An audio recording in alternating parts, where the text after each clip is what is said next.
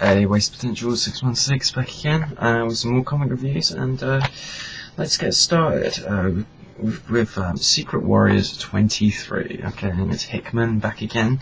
This is one of his more straightforward titles, but yet still very. While the individual issues aren't very complicated, the overall storyline. The overall puzzle that he's creating is quite complicated, but easier to read than a lot of his books.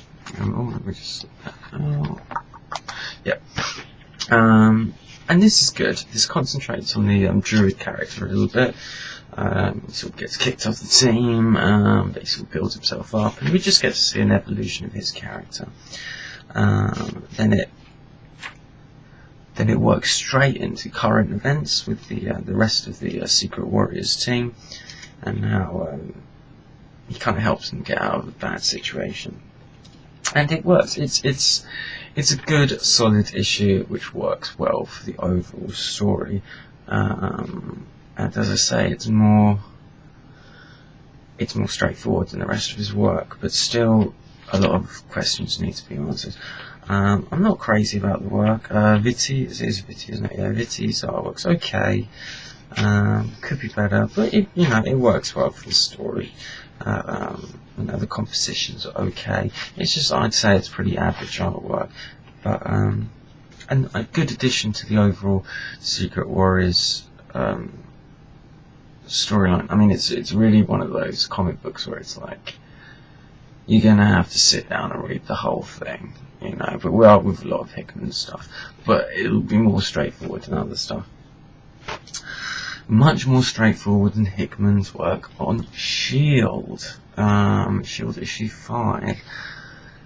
Very mixed feelings about this, because I think this is an amazing issue. This is great, but it's so kind of disconnected from other issues. There's like links to it, but it just has this kind of disjointed kind of feel to it, and this whole series, like each issue feels like a piece of a puzzle which you're putting together, and you still haven't got a full story yet after 5 issues.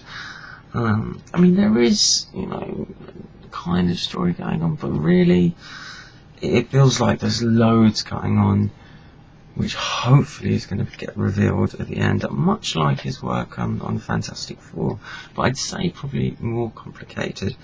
I mean, there's parts of this which it feels like a recap, but to stuff that hasn't actually happened yet.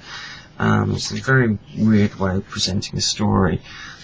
Some parts, the stuff with Reed Richards' father and Tony Stark's father is good. We get to see a bit of their history and what's going on with them, and while that's going on, sort of what's going on with the main story, with the secret city and everything, it's kind of all happening very fast, and big events are explained in one panel, and as I say, it's like it's a recap, but it's written amazingly well.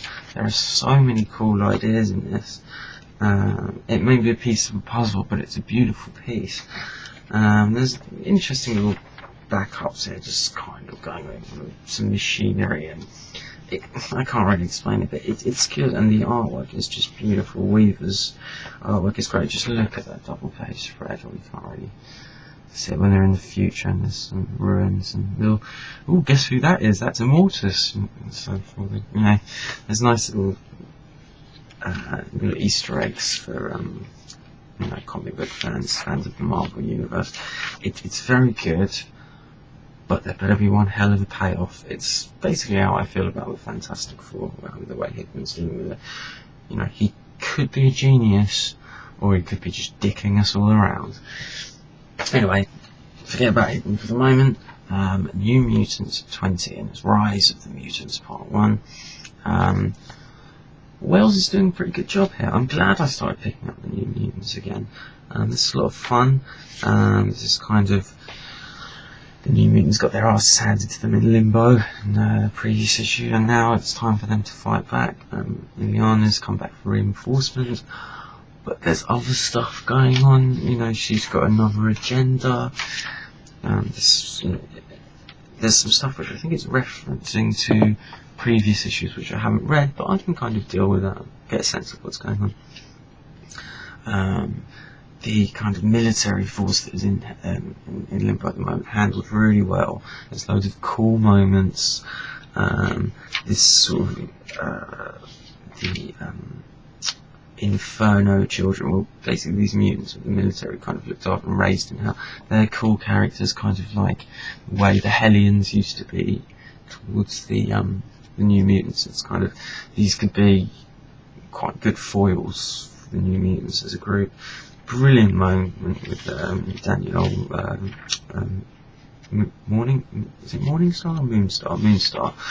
And then there's kind of a bit of a twist at the end, and then there's another twist. We get to see there's going to be some interesting stuff with Legion, who's always, I found, a very interesting character. If you remember, he was the guy that created the Age of Apocalypse, that fun crossover. So this is good, it's moving along nicely. I'm not crazy about the artwork. Leonard Kirk, well, and it's someone else as well. Leonard Kirk with Andrew Curry. It's okay, it serves its purpose, but it's not great. But overall, an enjoyable issue. You know, give New Mutants a try. It's pretty good. Especially if you've read them in the past or are a fan of X-Force, the old X-Force, the old X-Force. Anyway, I'll leave it at that for the moment, and look after yourselves.